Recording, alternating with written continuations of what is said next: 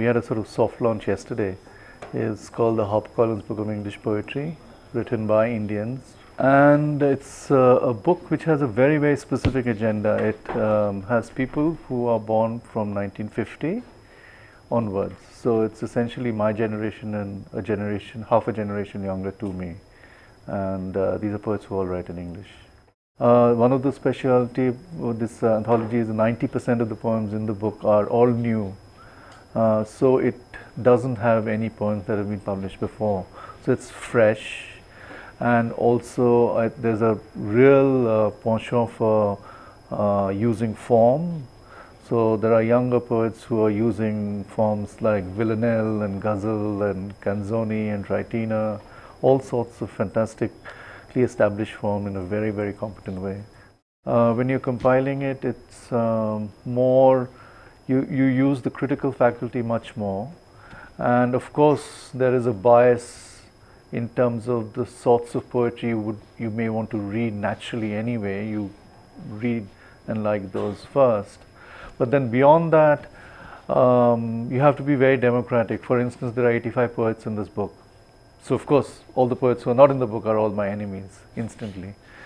What surprises a lot of people is the fact that there are a lot of enemies who are in the book, which is to say that when I did this anthology, and if I were to put my signature as the editor, I felt that the poems really should win over personalities and other things. I think the transformation is in process. I don't think there's any watershed demarcating year that's happened. It's something that's evident only through the writing, because the writing is getting more and more mature. And by mature, I mean facility with English language as a language as the first mother tongue language, and that makes a big difference. It's no longer channeled through English literature departments or English as a learned language from whites and so on. It's a natural language which people use with our own intonation and own phraseology, which makes it even more richer than, say, English or American English in a sense. I think style is an entity, but I wouldn't say style is one-dimensional at all. If anything, it's beyond 3 dimensions. It's fairly protoplasmic, so it varies in shape and size, and the sorts of styles people are using are extremely varied. No, I mean, I've only been lucky in terms of once, that the poem came to me beautifully formed, dictated by the gods. It starts very quickly. I mean, the birth of a poem can be very spontaneous. I would use that as a lump of clay, and then I would shape it over time, give it a certain kind of texture, use different materials. So when it comes to poetry, then you use tonality, texture, cadence, verse forms, or break a certain kind of form, or make new forms. As I'm working through the poems, I can see patterns emerging. And as the patterns emerge, I can see which way the poem is going. It's something that I can't predict at all.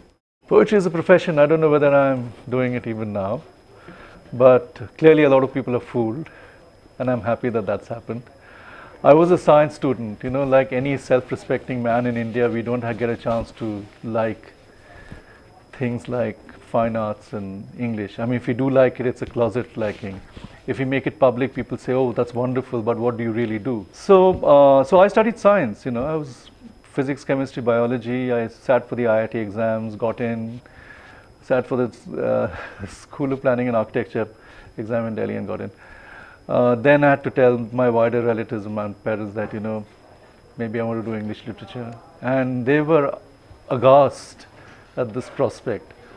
Not that they didn't like what I was telling them, but, you know, my grandparents, for instance, immediately said, we'll buy you a set of books, it's great, you can keep reading. But what are you going to do? I mean, this was at a time when academic salaries were not hugely attractive. And I could, you know, all the refutations they had were very practical, and I could understand they meant well for me.